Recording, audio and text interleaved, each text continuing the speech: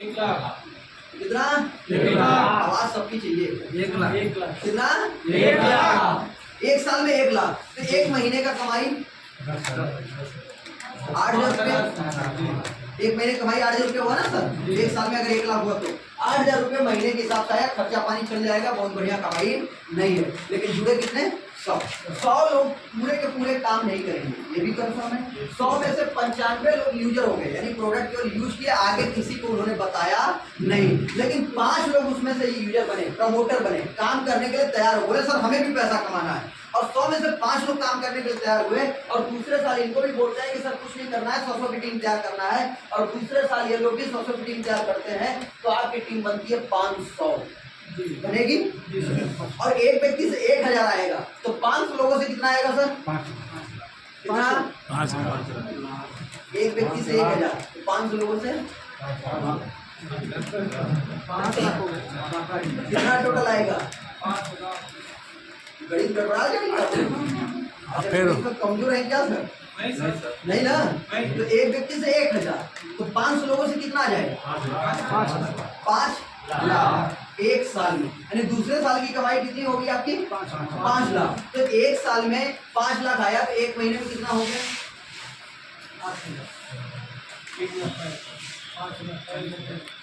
40,000 के आसपास। 5,00,000 एक साल में आया तो 12 महीने में कितना हो गया? एक महीने में 40,000 होगा। 40,000 कुछ 40,000। आप सोचिए कि पहले साल आपकी वैल्यू 8,000 रुपये महीने की थी और दूसरे साल ही वैल्यू आपकी कितनी हो गई? 40,000 रुपये महीने के हिसाब से। अब चलते हैं तीसरे साल। जो 500 लोग जुड़े थे वो पूरे के पूरे आपके साथ काम नहीं करेंगे, निष्क्रिय हो गया। कुछ यूजर हो जाएंगे उसमें। 450 लोग यूजर हो गए क्योंकि 50 लोग आपके साथ काम करना शुरू किए और 50 लोगों ने 100 की टीम तैयार करी। तो आपकी नई टीम कितने की बनेगी? 5,000। कितने की? 5,000 लोगों की। और एक व्यक्ति से 1,000 रुपये मिल रहा है तो 5,000 लोगों से कितना मिलेगा? 50 लाख। कितना? 50 लाख। 50 लाख। और 50 लाख रुपए अगर आया एक साल में तो एक महीने की वैल्यू कितनी होगी आपकी?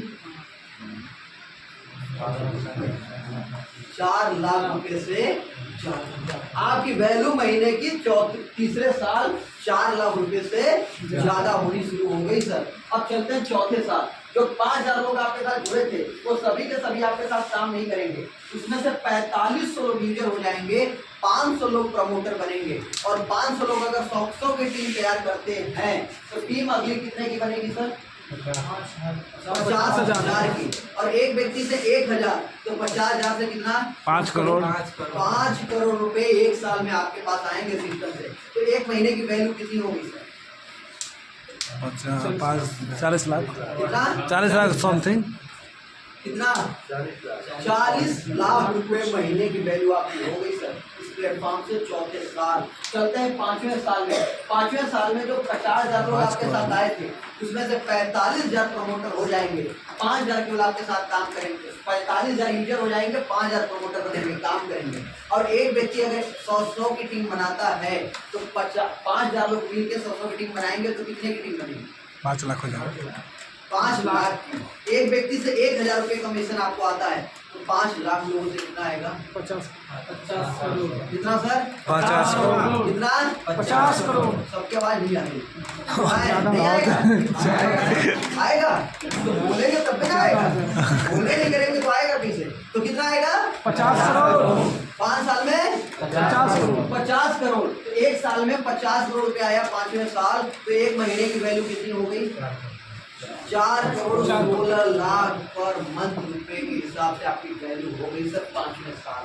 टोटल पैसा जोड़ दिया जाए तो 57 करोड़ रुपए होता है। 5 साल में आप 57 करोड़ रुपए कमा सकते हैं इस प्लेटफॉर्म से। एक साल में केवल 100 की टीम तैयार हो सकता है कि हो सकता है। अच्छा, क्या हमने आपको बताया कि जितने लोग जुड़ रहे हैं सभी के सभी काम कर रहे हैं? नहीं। केवल 5% लोग भी अगर काम करेंगे तो भी आपकी कमाई 5 साल में 57 करोड़ रुपए की होगी। आप खुद सोच के देखिए कितना बड़ा प्लेटफॉर्म आपको मिला है सर। कितना बड़ा प्लेटफॉर्म हिंदुस्तान में पहली बार डायरेक्ट सेलिंग में ये आंकड़ा आपको मिला है। 57 करोड़ का फिक्स आंकड़ा आपको मिल रहा है 5 साल में। अच्छा, कितने लोगों को भरोसा हो रहा है ये हो सकता है? भरोसा है सर।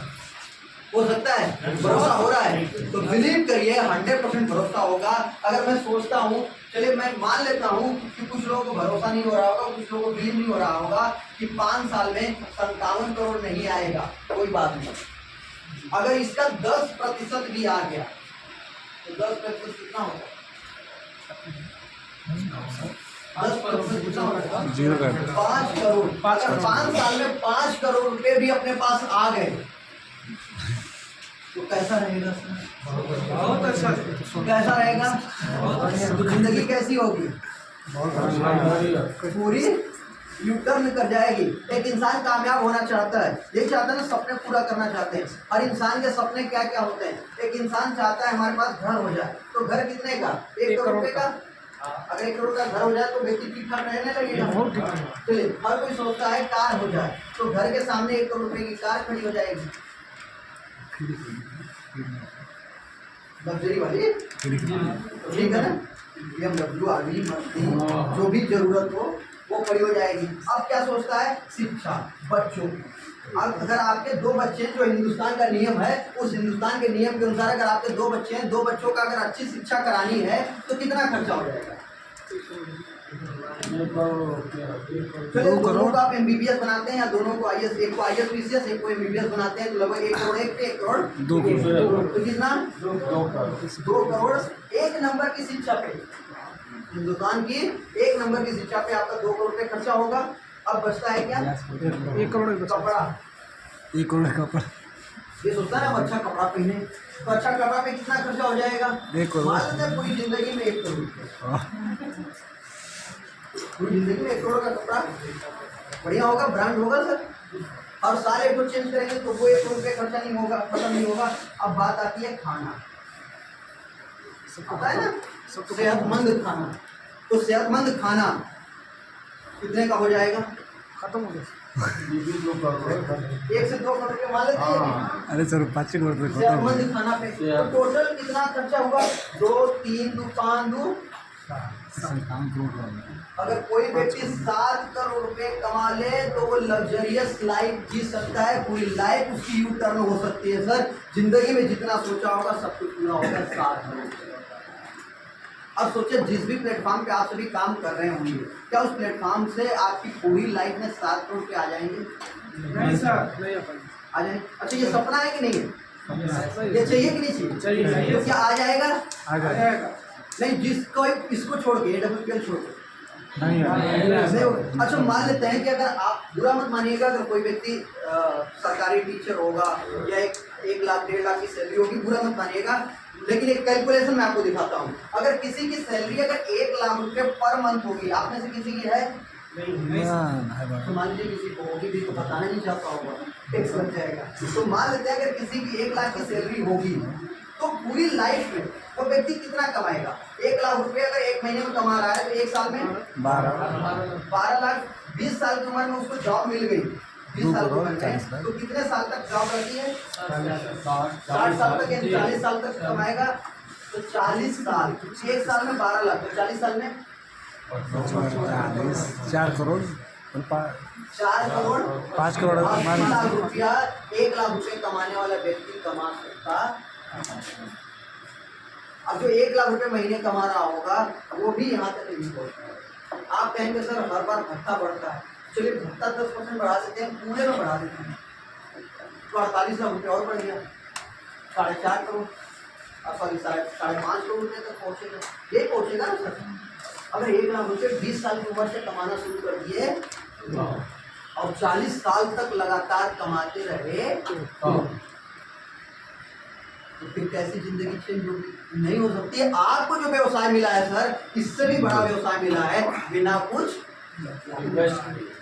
बिना कुछ लगाए, बिना किसी टैलेंट का, बिना किसी कंपटीशन पास किए, बिना कोई परीक्षा दिए।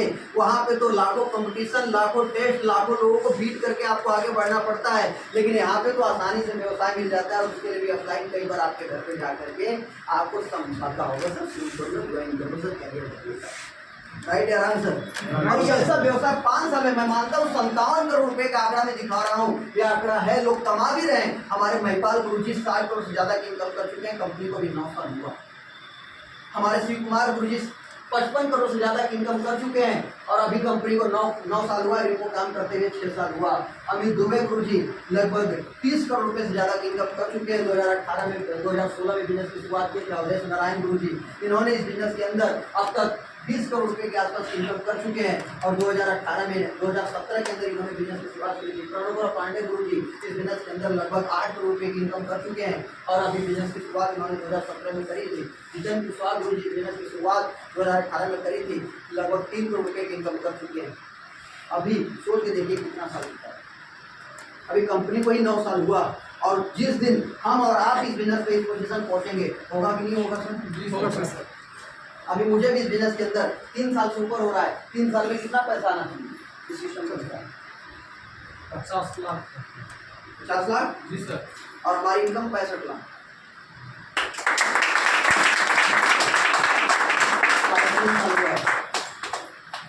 तो आंकड़ा चल रहा है कि नहीं चल रहा है? Yes sir. सही चल रहा है, सबके साथ सही चल रहा है। तो जब सबके साथ हमारे साथ सही चल रहा है तो आप सभी के साथ भी सही चलेगा कि नहीं चलेगा? बस हमने क्या किया, हमने सिंगल माइंड अप्रोच, हमने सिर्फ एक व्यक्ति का दिमाग लिया और इन्होंने जितनी भी बात हमको सिखाई समझाई, इनके अनुसार इन पे भरोसा करके काम करना शुरू कर दिया और यहाँ तक हमने पहुँच गए। अपना दिमाग तो लगाया ही नहीं, जिसका नतीजा यहाँ तक। अब अपना दिमाग लगाना क्यों नहीं है? क्यों? क्योंकि आप बाल कटवाने जाते हैं नाई के पास, आप लोग भी सैलून में जाते हैं, तो क्या होता है 15-20 मिनट के लिए आपके साथ? कोई बताएगा?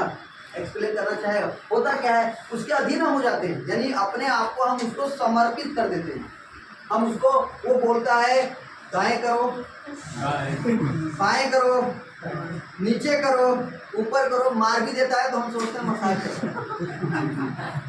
राइट? क्योंकि वहाँ पे समर्पण भाव होता है। क्यों समर्पण होता है? कि हमारी कटिंग अच्छी हो, हमारी सेविंग अच्छी हो, हमें खूबसूरती अच्छी मिलेगी, हमारा चेहरा अच्छा बनेगा। राइट? यही होता है ना। जिस दिन ये समर्पण खत्म हो जाएगा उस नाई में, उस ब्यूटी पार्लर के यहाँ, उस दिन आप उसकी इशारे पे आप नाचेंगे नहीं, बंद कर देंगे आप। सही है गलत है? तो समर्पण होता है। बस वैसे ही हमें जिंदगी में अगर कुछ बेहतर बनना है तो हमारे पास ज्ञान नहीं है, जिसके पास ज्ञान है हमें उसके जैसे उससे समर्पण, उसके सामने तो समर्पण तो करना ही चाहिए। वो जो कहे भरोसा करके करना चाहिए। अगर भरोसा करके हम अगर करते हैं तो लाइफ चेंज होगी। उसका उदाहरण हम लोग हैं सर, लाइफ चेंज हो रही है। अगर उनकी बातों को न मानते, अपना दिमाग लगाते, शायद 3.5 साल में यहाँ तक पहुँचते भी। तो ये प्लेटफॉर्म है सर, ये प्लेटफॉर्म आपको बहुत कुछ दे सकता है, बहुत कुछ अचीव करा सकता है। आपकी जिंदगी में वो आ सकता है जिसका अभी तक आपने कल्पना नहीं किया था। इतना ही में सर जिंदगी पूरी यू टर्न हो जाती है 7 से 10 करोड़ रुपए में। बाकी पैसा आएगा तो क्या करेंगे? बाकी आएगा तो क्या करेंगे? अभी पैसा हुआ है, स्वेट करेंगे।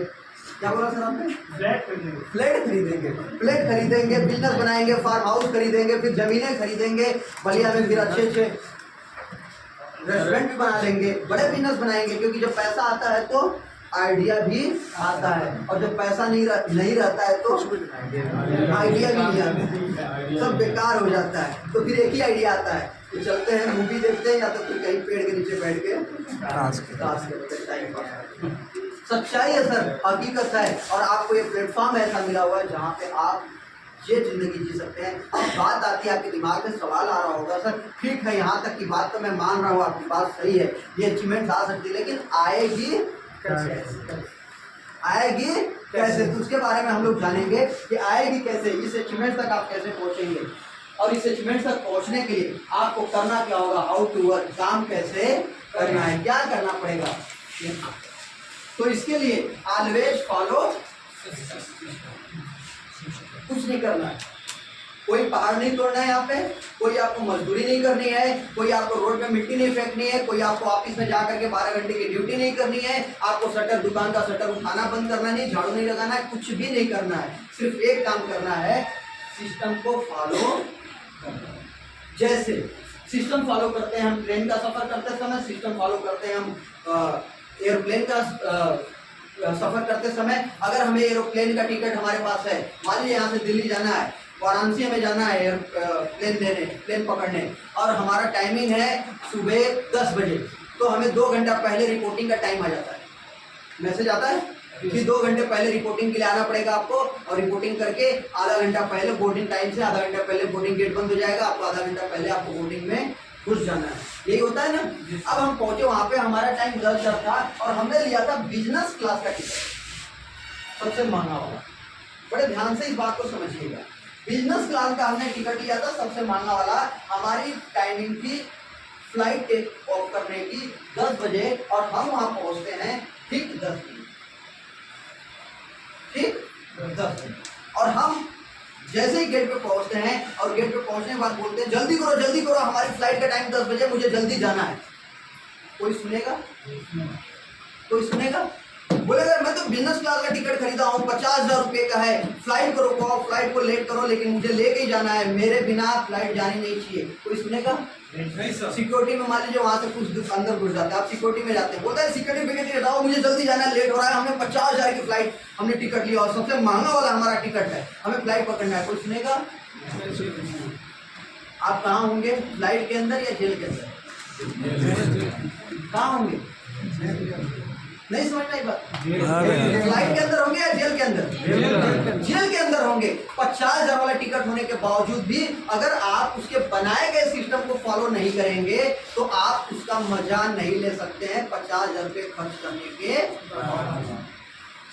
अगर आपको ट्रेन में जाना है, आपने फर्स्ट क्लास एसी का टिकट लिया हुआ है 10,000 रुपये का, दिल्ली जाना है और ट्रेन का टाइम था शिवगंगा पकड़ना है रात को 10:20 पे, आप पहुंचते हैं 10:25 पे, ट्रेन निकल चुकी होती है और जाके आप स्टेशन मास्टर से बोलते हैं यार कैसे बेवकूफ आदमी हो, तुमको देखना चाहिए था, हमने फर्स्ट क्लास के एसी का टिकट लिया था, 10,000 रुपये हमने खर्चा किया, तुमको ट्रेन रोक के रखनी चाहिए थी,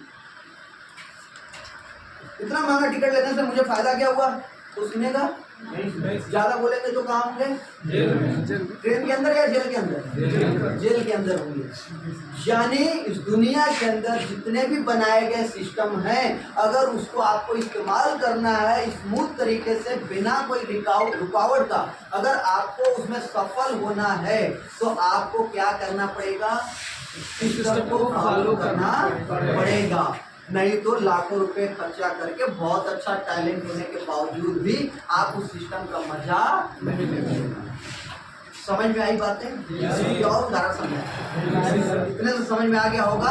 यानी सिस्टम फॉलो करके ही हम आगे बढ़ सकते हैं। गीता लिखी गई आज से कई हजार पहले लिखी गई, किसी को पता नहीं है, लेकिन जब उसको लोग उसके नियमों को फॉलो करते हैं तो उनको फायदा होता है। कुरान बाइबिल के नियमों को लोग फॉलो करते हैं, लोगों को फायदा होता है। अगर कोई व्यक्ति बोले कि नहीं इसके नियम को मैं बदलना चाहूंगा, क्या बदल करके उसको फायदा मिलेगा?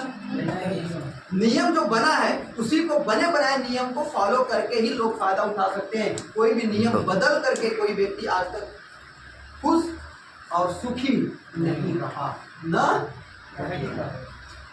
तो अगर हमें आपको सफल होना है, अगर हमें आपको अपनी जिंदगी को बदलना है, अगर इस प्लेटफॉर्म पे, तो इस प्लेटफॉर्म पर बनाया गया जो सिस्टम है हमें क्या करना पड़ेगा? फॉलो करना पड़ेगा। अगर हम उसको स्मूथली सक्सेस होना चाहते हैं, बिना मेहनत से सफल होना चाहते हैं, तो एक काम करना है, गांधी जी का बंदर बन जाना। क्या बनना है? गांधी जी का बंदर क्या करता था? एक को सुनाई नहीं देता था, एक को दिखाई नहीं देता था और एक गलत बात बोलता नहीं था। हमें ये तीनों चीज अपने अंदर गुण लाना पड़ेगा। गलत न सुनो, गलत न देखो और गलत न बोलो। अगर ये 3 गुण अगर आपके अंदर आ गए तो गांधी जी के बंदर के अंदर ये तीनों गुण थे। पता नहीं जिंदगी में वो क्या किए होंगे क्या नहीं किए होंगे, मुझे नहीं पता, लेकिन ये गुण जिस दिन से हमें पता चला और हमने गांधी जी के बंदर वाला गुण अपने अंदर अमल किया, सर जिंदगी बदलना शुरू हो गई। आज एवरेज मेरी इनकम आप सोच सकते हैं 3.5 साल में महीना कितना होता है? 3.5 साल में महीना कितना होगा? 42 महीना कमाई 65 लाख रुपए में आपको खोल के दिखा सकता हूँ। तो महीने का कितना हो गया इनकम? 42 महीने में 65 लाख, महीने का कितना हुआ? लगभग 1.5 लाख के आसपास आएगा, 1,48,000 रुपये के आसपास महीने की एवरेज इनकम। जिस दिन से गांधी जी का बंदर वाला नियम अपने अंदर फॉलो हमने किया, हमारे लाइफ में परिवर्तन होना शुरू हो गया। कभी जिंदगी 8-9 हज़ार रुपये की हुआ करती थी, आज जिंदगी इस प्लेटफॉर्म में 1.5 लाख रुपये महीने पे।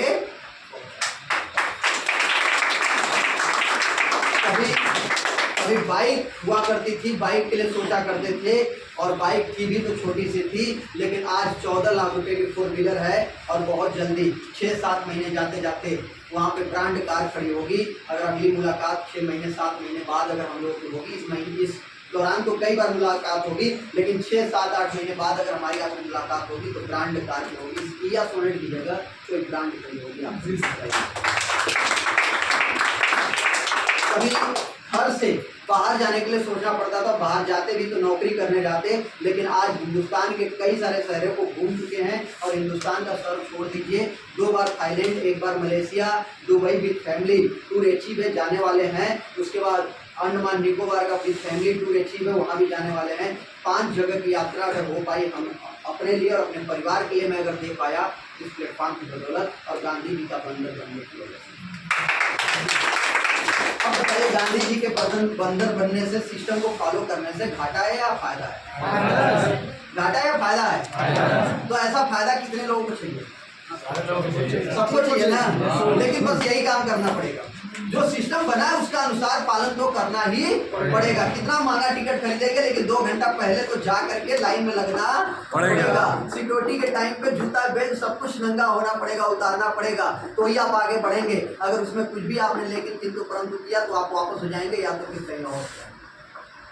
बस हमारी जिंदगी में कुछ ऐसा चलता है, जो लोग सिस्टम को फॉलो करते हैं उनकी जिंदगी बड़ी स्मूथ चलती है। कुछ लोग सिस्टम को ब्रेक करना चाहते हैं, कुछ लोग सिस्टम को अपने अनुसार चलाना चाहते हैं। अब ट्रेन चलती है 2 पटरी पे, अब कुछ लोग सोचते हैं नहीं हम 1 पटरी पे दौड़ाएंगे, तो 1 पटरी पे ट्रेन नहीं दौड़ती है।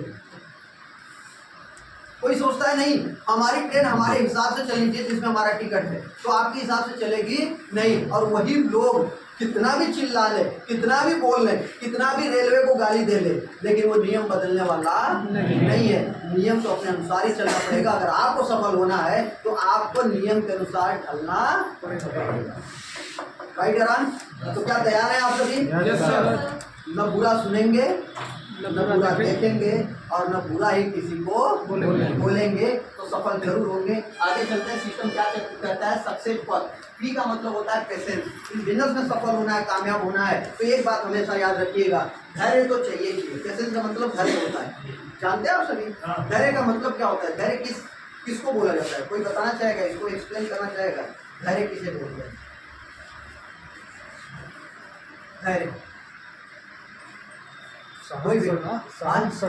सहन शक्ति। धैर्य और कोई बताना चाहेगा धैर्य किसे बोलते हैं? धैर्य का मतलब जो होता है, आपने भी सही कहा, कुछ हद तक आपने सही कहा, सहन शक्ति। हम कितने टाइम तक किसी भी पीड़ा को सहन कर सकते हैं, वही तो पेशेंस है, वही तो धैर्य है। धैर्य अगर समझना है तो एक माँ से सीखिए जो 9 माह तक पेशेंस रखती है। अगर कोई माँ 7 महीने के बाद अगर बच्चा पेट में लात मारता है, घूमती होती है, बहुत सारे पेन होते हैं, दिक्कत होती है, और कोई माँ जाके बोले कि डॉक्टर साहब मुझे बच्चा नहीं चाहिए, बड़ा लात मारता है, बड़ा दिक्कत होती है, बड़ी समस्या होती है, घूमती होती है, खा नहीं पाते हैं, सही से सो नहीं पाते हैं, सही से हम अपने जीवन को जी नहीं पा रहे हैं, जीवन पूरा तंग हो चुका है, मुझे बच्चा बाहर चाहिए, तो क्या होगा? बच्चा तो बाहर आ जाएगा, लेकिन राजकुमार बाहर नहीं आएगा, एक हंसता खेलता चेहरा नहीं आएगा। अगर सब कुछ चाहिए, अगर सब कुछ अच्छा चाहिए, तो 9 महीने वो धैर्य तो रखना ही पड़ेगा, चाहे कितनी भी समस्या। इस समय खेती का समय चल रहा है, आप सभी किसान हैं, तो आप ही की भाषा में हम समझाना चाहेंगे। धान कितने लोगों ने लगाया है इस साल? लगाया था आप सभी लोग? अच्छा, धान आपने लगा दिया, आपके 1 बीघे खेत में लगभग 8-10 हज़ार रुपये का खर्चा आया होगा, आया होगा ना? इतना 1 बीघे खेत में 8-10 हज़ार रुपये का खर्चा आया, आज आपने तो लगा दिया, आपको 10 दिन बाद या 1 महीने बाद पैसे की जरूरत पड़ गई कि बड़ी दिक्कत है, बड़ी समस्याएं हैं, पैसे की जरूरत है, आप पहुँचते हैं लाठी डंडा बंदूक लेकर के, कहाँ पे? उसी धान के खेत के पास, और बोलते हैं बेटा तुम्हारे अंदर 10 हज़ार रुपये हमने लगाया, ऐसा कर, बड़ी दिक्कत है, बड़ी समस्या, 10 हज़ार मुझे दे। धान दे देगा? खेत दे देगा? अच्छा, लाठी उसको पीट दे तो दे देना चाहिए, दे देगा? नहीं देगा। हम उसको पीट के अपना ही नुकसान करेंगे, हम वहाँ पे अपना सर भी पटक के फोड़ देंगे, उसके बावजूद भी हमें रिटर्न नहीं मिलेगा, क्योंकि उसका नियम है कि 4 महीने बाद फसल तैयार होगी और 4 महीने बाद 10 हज़ार की जगह 1 लाख रुपये मिलेगा, लेकिन 4 महीने बाद 4 महीने तक निराई गुड़ाई प्रोसेस तो करना ही पड़ेगा, देख रेख करना पड़ेगा, सर पटक के उसको मार के लाठी बजा के हम फसल नुकसान कर सकते हैं, अपना नुकसान करेंगे, खेत का कोई नुकसान नहीं होगा, अपना इन्वेस्टमेंट भी डूबेगा और आने वाला लाभ भी डूब जाएगा। तो 4 महीने का पेशेंस तो चाहिए ना। अगर कोई व्यक्ति डॉक्टर बनना चाहता है, अब जैसे पढ़ाई करना शुरू किया, अब उसको चाहिए ना 25 साल का पेशेंस, चाहिए ना 50 लाख रुपए 1 करोड़ रुपए तो चाहिए ना। अगर इतना नहीं दे सके और कोई बोले मैं इंटर पास कर लिया अब मुझे डॉक्टर बोलो, अब मैं डॉक्टर बन गया, तो क्या हो सकता है?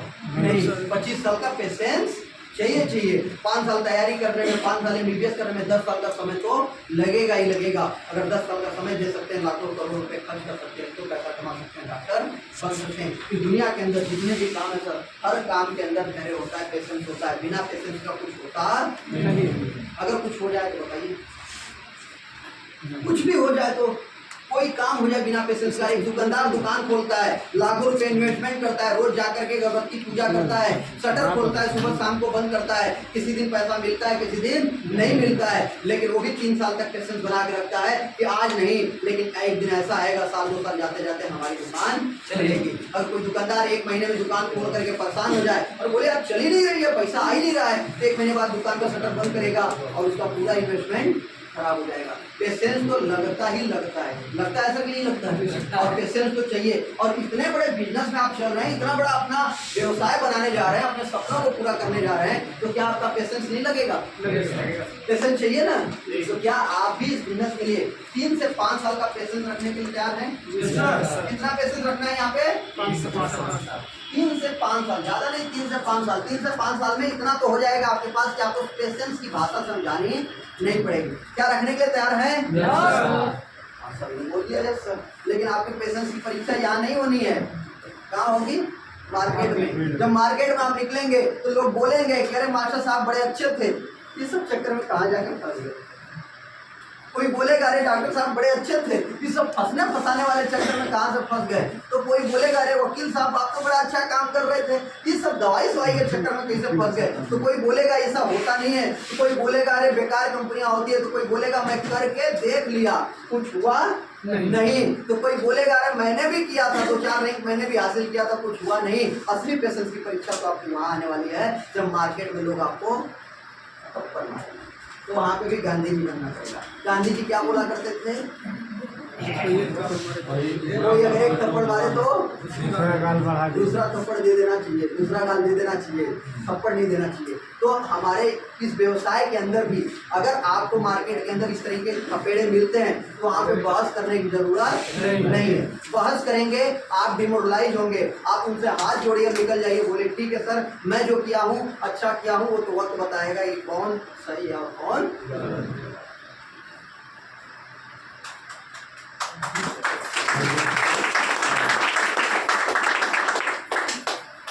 तो इस तरीके का पेशेंस रख सकते हैं। तो पेशेंस की जरूरत कहाँ पड़ने वाली है? मार्केट। सहन शक्ति सर ने बोला ना, तो कितने दिन तक आप सह सकते हैं? क्या 3 से 5 साल तक इस तरह की निगेटिविटी आप सुन सकते हैं? आप सह सकते हैं? तो इसलिए मैं दावा देता हूँ, एक गारंटी देता हूँ, एक दिन आप भी 3 साल में डायमंड बनेंगे और आप भी ऐसी 4 व्हीलर में होंगे और आप भी बोल रहे होंगे कि सर मैं भी यहाँ से 65 लाख रुपए कमा सकता हूँ। क्या कर सकते हैं? तैयार है सहन रखने के लिए, पेशेंस रखने के लिए? चलिए सफलता का अगली चीज जो करती है, ये मतलब होता है एटीट्यूड। एटीट्यूड का मतलब होता है नजरिया। नजरिया क्या चीज होती है? यानी किस चीज को हम देखते, किस नजरिए से हम देखते हैं, और जैसा हम देखेंगे वैसा ही वो दिखेगा। अगर हमारा नजरिया गलत है तो हमें क्या दिखेगा? गलत दिखेगा। अगर हमारा नजरिया सही है, पॉजिटिव है, तो हमें क्या दिखेगा? सही दिखेगा, पॉजिटिव दिखेगा। मैं आपको उदाहरण बताता हूँ। अब आपने जैसे आज मूड बनाया, मुझे जूता खरीदना है। क्या खरीदना है? जूता। अब देखिए कि आप जब मार्केट में निकलेंगे, लोगों के बीच में जाएंगे, तो आपकी निगाह कहाँ जाएगी? जूते की दुकान पर जाएगी। किधर जाएगी? जूते की दुकान। लोगों के पैरों के लिए, पैरों पे अच्छा कैसा जूता पहनना है, अच्छा वैसा जूता पहनना है, वैसा जूता पहनना है। यानी जो चीज़ हम सोचते हैं, दिमाग हमारा उन्हीं चीज़ों को खोजना शुरू कर देता है। आपने कभी बाइक खरीदने का मूड बनाया, आपने सोचा कि हमें स्प्लेंडर प्लस बाइक लेनी है। अब मार्केट में आप निकलेंगे तो सबसे ज़्यादा आपको बाइक कौन सी दिखेगी?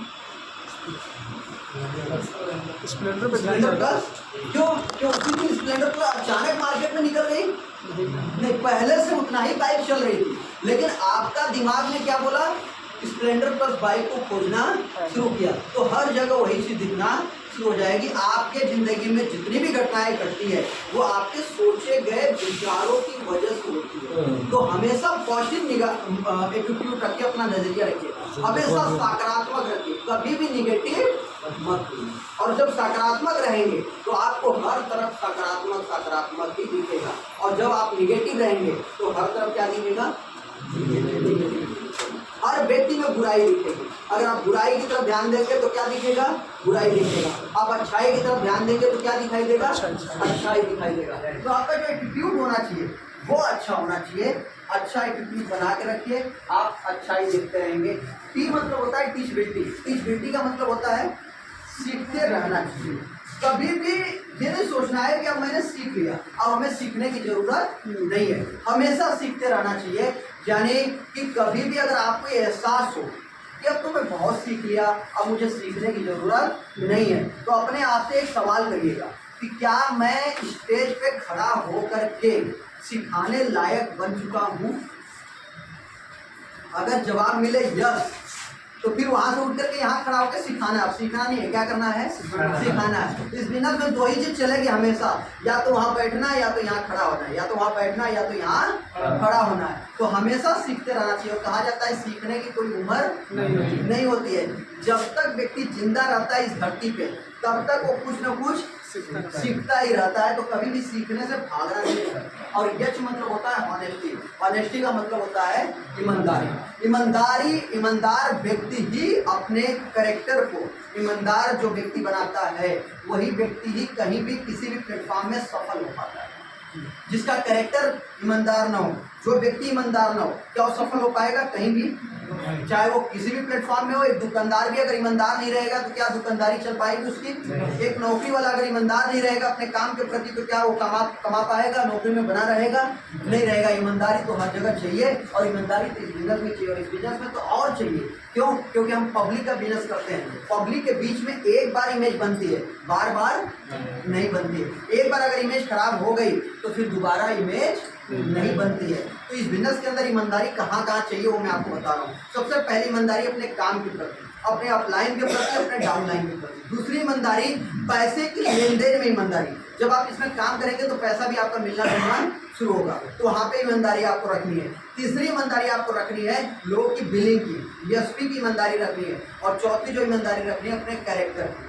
क्योंकि हम सभी एक ऐसे व्यवसाय में जहाँ पे औरतें, आदमी, लड़के, लड़कियाँ सभी आते हैं, और वहाँ पे कैरेक्टर अपना बहुत ही मजबूत है। अगर कैरेक्टर खराब हो गया तो कभी भी हम सफल नहीं हो सकते, क्योंकि छवि नहीं बनेगी अपनी। और जब छवि खराब हो जाएगी तो कोई व्यक्ति अपने से कन्विंस भी नहीं होगा। तो कैरेक्टर यहाँ पे मजबूत रखना, अगर इतना ईमानदारी रखते हैं तो सफलता की गारंटी है सर, 100% सफलता होगी। तो क्या ये करने के लिए तैयार हैं? पेशेंस, एटीट्यूड, टीचबिलिटी और ऑनेस्टी। ये अगर आपके अंदर आ गया, पथ आ गया, तो फिर रास्ता तो आगे लेके जाएगा आपको कामयाबी तक। तो हो जाएगा। और सफलता के लिए क्या चाहिए? Duplication essential for success. इस बिजनेस के अंदर सफलता के लिए डुप्लीकेट होना बहुत ही जरूरी है, और डुप्लीकेट करना भी बहुत ही जरूरी है। इस बिजनेस के अंदर monkey C monkey do, monkey वाली कहानी सुने कि नहीं सुने आप? नहीं सुने? एक बंदर था, बंदर कई सारे थे। एक व्यापारी था, वो टोपी का व्यापारी था, टोपी बेचता था। तो ऐसे ही गांव में टोपी बेचते बेचते धूप हो गई, गर्मी बहुत तेज थी, धूप बहुत तेज थी, तो दोपहर हो गई। और दोपहर को फिर वो सोचा थोड़ा आराम कर लेते हैं, तो एक पेड़ के नीचे छाया बहुत अच्छी थी, तो वही उसी के नीचे अपनी टोपी लेकर के बैठा और सो गया। और जब सो गया तो पेड़ पे कुछ बंदर थे, तो बंदरों ने देखा कि ये क्या आइटम है, तो नीचे उतरे। नीचे उतरने के बाद सब टोपी उठाई, तो टोपी उठाने के बाद सभी ने टोपी पहन ली। अब ऊपर गया, सब बंदर टोपी लेके गायब हो गए, पेड़ पे चढ़ गए। जब इसको नींद खुली, जब ये उठा तो देखा टोपी इसकी गायब। और जब सारी टोपी गायब तो फिर ये बंदरों को ढेला मारे, लकड़ी मारे, कोई उसकी टोपी देने के लिए तैयार ही नहीं हो रहा था। सब एक पेड़ से दूसरे पेड़ पे, एक डाल से दूसरे डाल पे टूट जाते थे। अब उसको फिर उसने सोचा कि आखिर बंदरों ने टोपी अपने सर पर क्यों लगाया। तब उसे ध्यान आया, अच्छा हमारे भी सर पे टोपी है, इसलिए उन सबों ने देखा होगा और अपने सर पे टोपी रखी होगी। अब उसने क्या किया, अपनी टोपी उतारी बंदरों के सामने और बंदरों को दिखाकर उसको फेंक दिया। कुछ देर बाद सभी बंदरों ने अपनी टोपी उतारी और उन सबों ने फेंक दिया और पूरी टोपी उसके आ गई नीचे, फिर अपनी टोपी समेटा और चला गया। तो इसीलिए कहा जाता है मंकी सी मंकी टू, बंदर जो देखता है करता वही है। इस बिजनेस में भी कुछ ऐसा होता है सर, जैसा आप करेंगे वैसा आपके साथ भी होगा, आपकी डाउनलाइन भी करेंगे। तो आप अच्छा करेंगे तो आपका टीम भी अच्छा करेगी। आप जो उम्मीद रखेंगे टीम से, वो टीम भी आपसे उम्मीद रखेगी। इसलिए अच्छी नॉलेज अपने अंदर एडॉप्ट करिए और अच्छा काम करेंगे, सिस्टमेटिक काम करेंगे तो आपकी टीम भी अच्छा काम करेगी, सिस्टम से काम करेगी। अगला चीज जो आता है कि अगर आपको 100% सफल होना है तो तीन चीज का होना बहुत ही जरूरी है। सबसे पहली चीज एक्साइटमेंट, और एक्साइटमेंट आपको 90% तक सफल बनाती है। कितना परसेंट? 90% एक्साइटमेंट आपको सफल बनाती है। अगर आपको सफल होना है तो एक्साइटमेंट जोन में काम करना पड़ेगा, हमेशा जोश के साथ काम करना पड़ेगा। आपको क्या बोलते हैं, क्या बोलने आता है नहीं आता है, इससे कोई फर्क नहीं पड़ता है। आप कितने जोश के साथ बोलते हैं, फर्क इस बात से पड़ता है। अच्छा, आप देखते हैं दूरदर्शन पे जो न्यूज एंकर होते हैं वो कैसे बोलते हैं? बहुत आराम से मस्ती में बोलते हैं, देखिए। अच्छा, लेकिन अब भारत में भारत आता है, रिपब्लिक भारत, उसका एंकर किसे बोलता है? पूछ रहा है भारत पूछता है भारत, एक्साइटमेंट ज़्यादा है, पूछता पूरे है एकदम एक्साइटमेंट के साथ, जैसे लगता है कि लड़ाई वही कर रहा है। और लोग किसको सुनना पसंद करते हैं? उसी को ज़्यादा। उसी को। सबसे ज्यादा लोग किस चैनल को देखना चाहते हैं? उसी को। क्यों? क्योंकि उसके बोलने का तरीका, वो सही बोल रहा है गलत बोल रहा है उससे कोई फर्क नहीं पड़ता है, लेकिन उसके बोलने के तरीके को लोग देख करके एक्साइटेड होते हैं, यार बड़ा जोर से बात कर रहा है, बड़ा तेज बात कर रहा है, तो लोगों को अच्छा लगता है। उसी तरह इस बिजनेस के अंदर भी होता है कि अगर आप साधारण तरीके से बात करेंगे, सिंपल बात करेंगे तो कोई आपकी बात सुनने वाला नहीं है, लेकिन जोश के साथ एक्साइटमेंट में बात करेंगे तो लोगों की निगाह भी होगी, कौन बोल रहा है, कौन बोल रहा है, अच्छा क्या हो रहा है। तो लोगों का आकर्षण का केंद्र आप बनेंगे। जब लोग आपकी तरफ आकर्षित होंगे तो फिर आप 90% सफलता की तरफ बढ़ेंगे। इस बिजनेस में 90% सफल होने में आपका रोल निभाता है आपका जोश, आपका एक्साइटमेंट। 8% रोल निभाता है आपकी टेक्निक। टेक्निक क्या है? प्लान देना, फॉलो करना, आईडी लगाना, ये सब 8% आपका रोल निभाएगी। और 2% में क्या आता है? Fine tuning. फाइन ट्यूनिंग होती क्या है? अच्छा, 2% के बारे में आप सोच रहे होंगे कि चलो ठीक है यार, एक्साइटमेंट आ गया, टेक्निक भी आ गई, और उसके बाद 2% फाइन ट्यूनिंग भी अगर नहीं आई तो क्या फर्क पड़ता है? सफल तो हो ही जाएंगे। सोच रहे हैं कि नहीं सोच रहे? अच्छा, बहुत सारे लोग सोचते भी हैं लेकिन नहीं होंगे। अच्छा, 1 करोड़ रुपए की कार आपके पास है मर्सिडीज, और उसमें 20 रुपए की हवा नहीं है, नहीं चल पाएगा, क्या होगा? बेकार, कार बेकार। उसी तरीके से इस बिजनेस के अंदर एक्साइटमेंट भी है, टेक्निक भी है, और 2% वाली फाइन ट्यूनिंग नहीं है तो सब कुछ बेकार। लंबी सीढ़ी पर चढ़ के भी आप कब गिर जाएंगे पता ही नहीं चलेगा। एक अच्छी ऊंचाई पे जा करके फाइन ट्यूनिंग खराब होने की वजह से आप असफल हो जाएंगे, कब दिमाग में निगेटिविटी आ जाएगी पता ही नहीं चलेगा। और फाइन ट्यूनिंग का मतलब होता है आपसी तालमेल। आपसी तालमेल मतलब अपने अपलाइन से डाउनलाइन का रिलेशन और डाउनलाइन से अपलाइन का रिलेशन कितना मजबूत है, इस पर सफलता निर्भर करती है। और ये 2% बहुत इंपॉर्टेंट है। इसमें से अगर कुछ नहीं आता है, ये 2% सही है तो भी आपको 98% हासिल हो जाएगा। और 98% अगर आपको आता है, 2% सही नहीं है तो सब कुछ कम हो जाएगा। तो फाइन ट्यूनिंग होती क्या है, आगे समझते हैं इसको। फाइन ट्यूनिंग अपने आप को, अपने अपलाइन को समर्पित करें। समर्पण की समर्पित वाली बात अभी हमने करी थी कुछ समय पहले, वो नाई वाली। क्या उस तरीके से हम अपने अपलाइन को समर्पित कर पाते हैं? अगर अपलाइन को हम उस तरीके से समर्पित करते हैं, देखिए समर्पण का मतलब गुलाम नहीं होता है। समर्पण का मतलब होता है कि हम अपने उस व्यक्ति को, उस आइडियल व्यक्ति को, जहाँ हम सफल होना चाहते हैं, हम उस पर कितना भरोसा करते हैं, ये होता है समर्पण।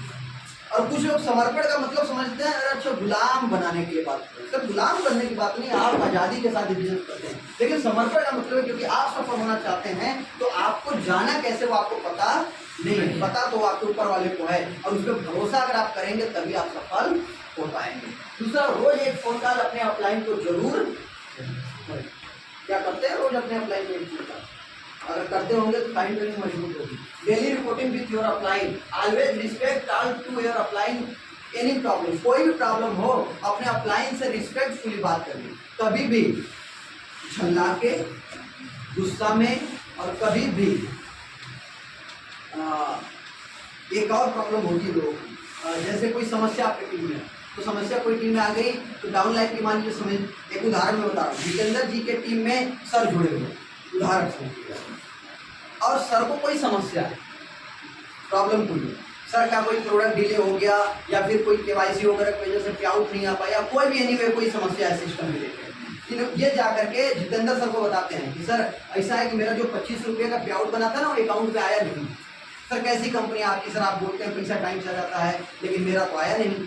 तो जितेंद्र सर क्या करते हैं कि जो दूसरे तरीके का अपलाइन होता है वो क्या करता है कि वो बोलता है अच्छा ठीक ऐसा बात है यार, उनको अभी तुमको समझाते हैं, उसको अभी समझाते हैं, तुम्हारे सामने समझाते हैं अपने अपलाइन को। अब इनके सामने ही अपलाइन को फोन करते हैं और हैंड फ्री रखते हैं मोबाइल, और हैंड फ्री मोबाइल रख के बोलते हैं सर कैसी कंपनी है सर, हम लोग काम नहीं करेंगे सर, सुभाष जी का सर पैसा 25 रुपया रुका है सर, अभी तक आप भिजवा नहीं पाए, अगर सर कल के डेट में अगर कल तक पैसा नहीं आ पाया तो सर हम लोग कंपनी छोड़ देंगे। अब जितेंद्र जी ने अपने तरफ से इनको लगा कि अगर हम इनकी वाली बात कर लेंगे तो ये हमारे साथ बने रहेंगे, ठीक है। अब लेकिन क्या ये इसका इफेक्ट क्या जाएगा, इसका इफेक्ट गलत चला जाता है। गलत कैसे जाएगा, अच्छा कोई समस्या होती है तो अपलाइन को भी डाटा जा सकता है।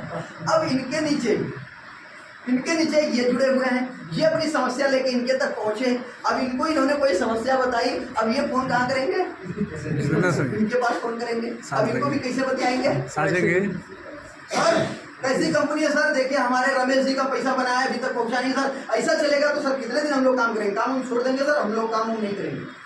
अब धीरे धीरे क्या पहुंचेगा माहौल, नेगेटिव माहौल पहुंचेगा। हम इसको सही तरीके से कैसे रख सकते हैं, जो दूसरे तरीके का अपलाइन होता है, जो सिस्टम को फॉलो करता है, वो कैसे इस बात को रखता है, रिस्पेक्टफुली बात करता है, रमेश सर कोई बात नहीं सर, ऐसी कोई दिक्कत नहीं है, पैसा तो कंपनी टाइम से भेज देती है, कोई ऐसी प्रॉब्लम नहीं है सर, हो सकता है आपके केवाईसी में कोई प्रॉब्लम होती है सर, अभी आईडी खोल के पहले आपको देखते हैं, पहले वो आईडी खोलेगा, आईडी खोल के पहले चेक करेगा, अपने तरफ से पूरी तरीके से पहले सॉफ्टवेयर पे संतुष्ट होगा कि अपने तरफ से तो कोई कमी नहीं है।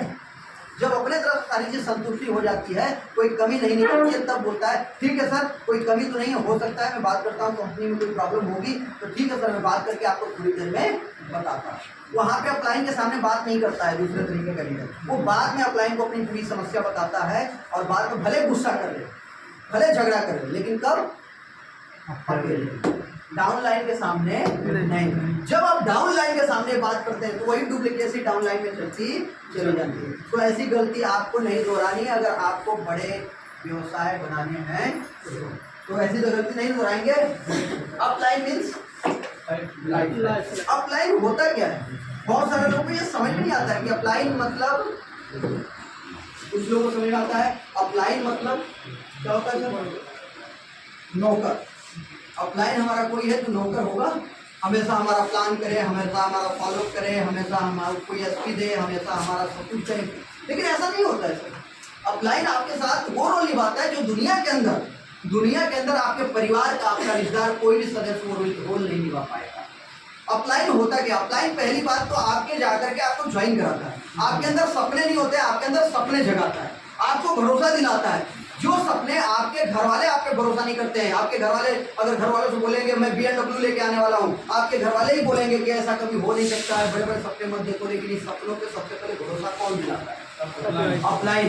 उसके बाद कभी काम करते करते आप निगेटिव हो जाते हैं, आप फोन नहीं उठाते हैं अपलाइन का, 2 बार फोन नहीं उठाते हैं, 3 बार नहीं उठाते हैं, 10 बार फोन नहीं उठाते हैं, लेकिन उसके बावजूद भी अपलाइन आपके घर पे जाता है, आपसे मिलता है, आपको फिर समझाता है, फिर से हौसला देता है, फिर से हिम्मत देता है, सर कोई बात नहीं, हम आपके साथ हैं, आपके घर वाले साथ नहीं दे रहे हैं, कोई बात नहीं, हम साथ हैं। अगर अपने साथ अगर एक समोसा भी खाता है तो आपको भी साथ में खिलाता है, अपनी मिठाई भी खिलाता है, आपको चाय पिला के आपको मोटिवेट करता है, फिर से आपके अंदर हिम्मत बढ़ता है कि सर कोई बात नहीं, दुनिया एक तरफ लेकिन मैं आपके एक तरफ, और कामयाब हम सभी होंगे और मिल के कामयाब होंगे।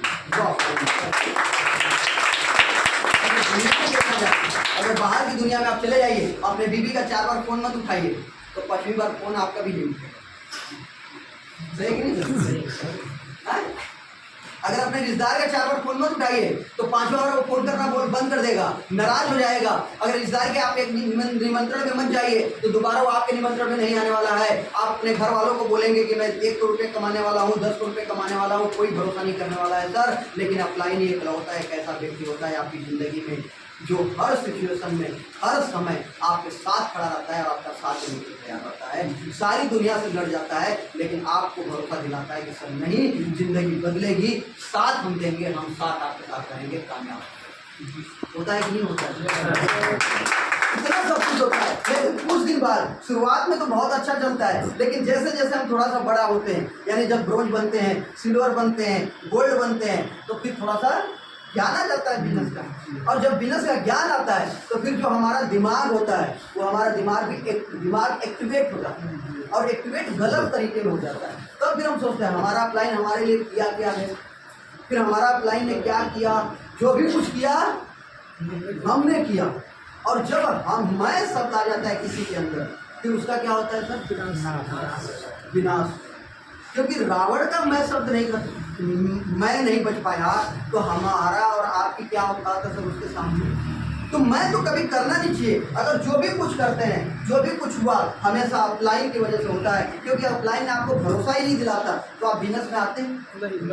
अपलाइन ने आपको ज्वाइन नहीं कराया होता तो क्या इतना बड़ा बिजनेस आप देख पाते, इतना बड़ा सोच आपकी आ पाती? नहीं आ पाती। लेकिन जब वही आप कामयाब होना शुरू करते हैं, जब आप थोड़े से पैसे कमाने लगते हैं, तो सब कुछ भूल जाते हैं, सारे एहसान अपलाइन के भूल जाते हैं, और उसके बाद फिर क्या होता है? फिर सब कुछ मैं करता हूँ। वही उसी तरह होता है जब बाप होता है अपने बेटे को बचपन में कितना लाड प्यार करते हैं, आप सभी भी करते होंगे। बच्चा गलती भी कर देता है तो भी उसको माफ़ कर देते हैं, बच्चा पुट्टी भी कर देता है तो भी हाथ धुल लेते हैं, होता है ना। बहुत सारी गलतियों में पर्दा फेरते और उसको पाल पोस करके जब बड़ा कर देते, जब बच्चा बड़ा होता है, शादी वादी हो जाती है, तब फिर वही बच्चा बोलता है कि बाप ने मेरे साथ क्या किया। फिर उसको तब एहसास होता है जब उसका कोई बच्चा होता है और जब अपने बच्चे की परवरिश करता है, तब उसको एहसास होता है कि बच्चे की परवरिश करने में कितना समय लगता है, कितनी मेहनत लगती है, कितना पैसा लगता है। तो वही होता है जब बड़ा कोई भी होता है सर, वो इस चीज़ को भूल जाता है। लेकिन अगर जो नहीं भूलता है वही व्यक्ति जिंदगी में तो फाइन ट्यूनिंग अपने अपलाइन के साथ बेहतर बना के रखिए। जितना बेहतर आपकी फाइन ट्यूनिंग, जितना फाइन ट्यूनिंग आपकी बेहतर होगी आपके अपलाइन के साथ, यानी आपसी तालमेल, आपसी रिश्ते जितने बेहतर होंगे, इसकी गारंटी मैं देता हूँ सर आपको कि आपकी सफलता की गारंटी उतनी बड़ी। तो क्या अपने अपलाइन के साथ अपना तालमेल आप बेहतर बना के रखने के लिए तैयार हैं? रखेंगे? रखेंगे? अच्छा, अपलाइन भी 2 प्रकार की होती है, 2-3 प्रकार की अपलाइन होती है। अपलाइन एक होती है खुजलीधारी, सुने कि नहीं सुने? खुजलीधारी एक अपलाइन होती है, एक अपलाइन होती है नामधारी, और एक होती है कामधारी। तो हमें ये भी समझना है कि हमें किस अपलाइन के साथ समर्पित रहना है, ये भी ध्यान देना बहुत ही जरूरी है। तो खुजलीधारी अपलाइन कौन होती है? जैसे कुछ भी होगा, कुछ भी काम हो रहा होगा, उसमें बार बार आपको खुजली करना होगा। अगर किसी अपलाइन का चेक बन गया होगा तो बोलेगा देख रहे हो ना विनोद, तो देखो बैठे बैठे पैसा कमा रहे हैं। अच्छा, देख रहे हो ना विनोद, अच्छा कुछ टीम में उतना समय दे रहे हैं, हम लोगों को समय नहीं दे रहे हैं। मतलब वही पंचायत वाली, आपको बलिया में बनी ना पंचायत, देख रहे हो विनोद वाली कहानी आ जाती है। मतलब हमेशा वही देख रहे हो ना, वैसा कर रहे हैं, वैसा कर रहे हैं, हर समय खुजली करते हैं। वो कौन अपलाइन है? खुजलीधारी, जिसको हर जगह सिर्फ एक ही चीज दिखाई देती है, निगेटिव। इसके अलावा कभी उसको पॉजिटिव दिखता ही, अच्छाई कभी दिखती नहीं है। वो खुजलीधारी अपलाइन होता है। और ऐसे अपलाइन के चक्कर में न उसका बेड़ा पार होने वाला है और ना आपका भी बेड़ा पार होने वाला है। तो क्या करना चाहिए ऐसे अपलाइन से? दूरी बना लेनी चाहिए, हाथ जोड़ना चाहिए। जय जय राम, जय सीताराम, जय श्री कृष्ण जो बोलते हो, और उससे बोले भैया आपका रास्ता तो हमारा रास्ता, क्योंकि खुजलीधारी है, कभी भी आपको आगे बढ़ने नहीं देगा। ये हमेशा याद रखिएगा। दूसरा अपलाइन होता है नामधारी। नामधारी वो अपलाइन होता है कुछ भी होगा बोलेगा हमारा नाम लिया करो। अच्छा, जब शेयरिंग करने जाना गोल्ड की ना अपना, तो हमारा नाम जरूर लेना, बोलना कि फलाने सर की वजह से मैं यहाँ तक पहुँचा हूँ, बाकी किसी का नाम मत लेना। अगर नाम लिए तो बेटा ठीक नहीं पड़ेगा, फिर आना तो फील्ड में हम समझाएंगे। अच्छा, कोई प्रमोशन हो गया, मेरा नाम जरूर लिखना उसमें, मेरा नाम आना चाहिए वहाँ पे। कुछ भी हो जाएगा, वो कहाँ हर जगह क्या नाम चाहिए, क्या उसको चाहिए, अपना नाम। कुछ भी काम अच्छा होगा तो मैंने किया मैंने किया मैंने किया, और काम जहाँ खराब हुआ मैंने नहीं किया, वो कौन होता है, नाम। जो जिसको सिर्फ नाम चाहिए, काम से मतलब नहीं है, केवल नाम चाहिए, उसकी पूजा करिए। वो बोलेगा हमारा पूजा किया करो। अगर किसी अपलाइन का फ़ोन आपके पास आ जाएगा, आपने उसको बता दिया कि सर का फ़ोन आया था हमारे यहाँ, तो बोलेगा क्यों फ़ोन आया था, क्यों उनसे बात किए, क्यों रिपोर्टिंग दे दिए। पहले हमें रिपोर्टिंग देना, हम तुम्हारी रिपोर्टिंग मांगे। पहले हमसे बात करना है, तब अपलाइन से बात करना है। अगर इस तरह की बात हो रही है तो क्या आएगा, नाम। कौन सा अपलाइन है, तो अगर इस तरीके का अपलाइन है तो भाई समझ लेना कैरियर चौपट। अपलाइन। और एक अपलाइन होता है कौन सा, कामधारी वो अपलाइन होता है जो सिर्फ काम की बात करेगा। भाई क्या टारगेट है, क्या एसपी आ रही है, क्या क्लोजिंग आ रही है, कितने लोग आ रहे हैं, कितना काम हो रहा है, कितना प्लान हुआ, कितना फॉलो हुआ। जब भी आपसे मुलाकात करेगा वो सिर्फ एक बात करेगा, और कौन सी बात करेगा, काम की बात करेगा। आप उसको अपनी समस्या भी सुनाएंगे तो आपकी समस्या भी नहीं सुनेगा, वो सिर्फ काम की बात करेगा। जब हमारी समस्या कोई नहीं सुनता है और काम की बात कोई करता है तो वहाँ पे थोड़ा सा हमें दिक्कत समझ में आता है। हम इतना समस्या में हैं, हमको बुखार आया है, सर हमसे खाली काम की बात करें। बात सही है, बुखार आपको आया है, लेकिन अगर आप बुखार को फोकस कर देंगे तो आपकी कामयाबी ब्रेक हो जाएगी। आपकी कामयाबी ब्रेक होगी तो आपका कामधारी अपलाइन जो होता है वो आपकी कामयाबी ब्रेक करना नहीं चाहता, आपका सारा फोकस हटा के सिर्फ एक जगह लगाना चाहता है। और वो फोकस कहाँ लगाना चाहता है, आपके काम पे लगाना। तो कामधारी अपलाइन सिचुएशन कोई भी हो उस समय सिर्फ आपसे काम की बात करेगा।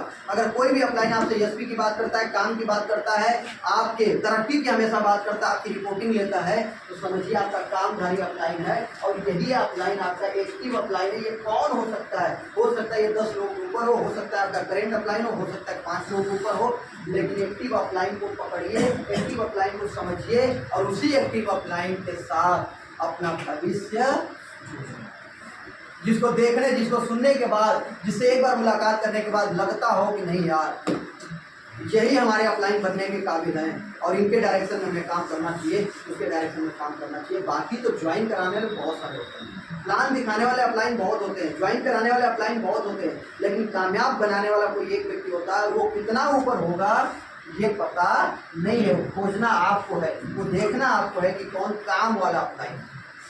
और कैरियर कहाँ बनेगा, क्योंकि जब गुरु जी हमसे बार बार काम की बात करते थे शुरू में तो हमें बड़ा अजीब लगता था। हर समय खाली टारगेट, खाली एसपी, खाली प्लान, खाली काम की बात। फिर बाद में जब ऐसी मीटिंग हमने अटेंड किया, जब ये बात समझ आई और ये हम अच्छा अपलाइन पकड़े, यानी कामधारी अपलाइन पकड़े। अगर इस अपलाइन की बात मान ली है तो फिर सफलता निश्चित है। कभी कभी आप देखते हैं कि जिस बाप का संस्कार बड़ा अच्छा होता है ना, वो थोड़ा सा सख्त भी होता है और थोड़ा सा टाइट भी होता है। तो सख्त बाप जो होता है, सख्त जो बाप होता है ना, उसकी बातें कभी कभी बुरी भी लग सकती है, लेकिन वही उसकी बात अमृत का काम करती है। वो बाद में पता चलता है जब हम बड़े होते हैं। तो हमें हमेशा कामधारी अपलाइन के संपर्क में रहना है। हमें कोई भी काम करने के लिए गोल की जरूरत होती है। The most important about goal is having one. हमारी ज़िंदगी में कोई ना कोई एक रीजन होना चाहिए इस बिजनेस में काम करने के लिए। तो आपके पास रीजन क्या है, आपके पास रीजन क्या है सर, किस वजह से आप आए हैं? क्योंकि इंसान की ज़िंदगी में 2 बार गोल बनता है, एक बार उसके दिमाग में बनता है, फिर वो जा करके रियलिटी में बनता है। तो जो भी आपके गोल है पहले वो आपके दिमाग में बन रहे होंगे, पहले आपको सोचना पड़ेगा कि आप इस बिजनेस में क्या चाहते हैं। कुछ ऐसे सपने आपके भी होंगे आपकी ज़िंदगी में, होटल का, गाड़ी का, बंगला का, विदेश टूर का, ऐसे कुछ सपने आपके भी होंगे आपके अपने परिवार के लिए। कुछ ऐसे सपने आपके बन रहे होंगे। तो ये सपने आपको गोल में डिसाइड करना है, क्योंकि सपने तो हर कोई देखता है, लेकिन 100 में से कुछ ऐसे परसेंट 87% पीपल होते हैं जो सपना तो देखते हैं, लेकिन उनको लक्ष्य में अपने सपने होने के बाद, उनको प्लान देने के बाद ही आगे हमें अपनी नींव पे इन्वाइटेशन, इससे कोई फर्क नहीं पड़ता है कि आप क्या कर रहे हैं, फर्क इस बात से पड़ता है कि आप कैसे कर रहे हैं।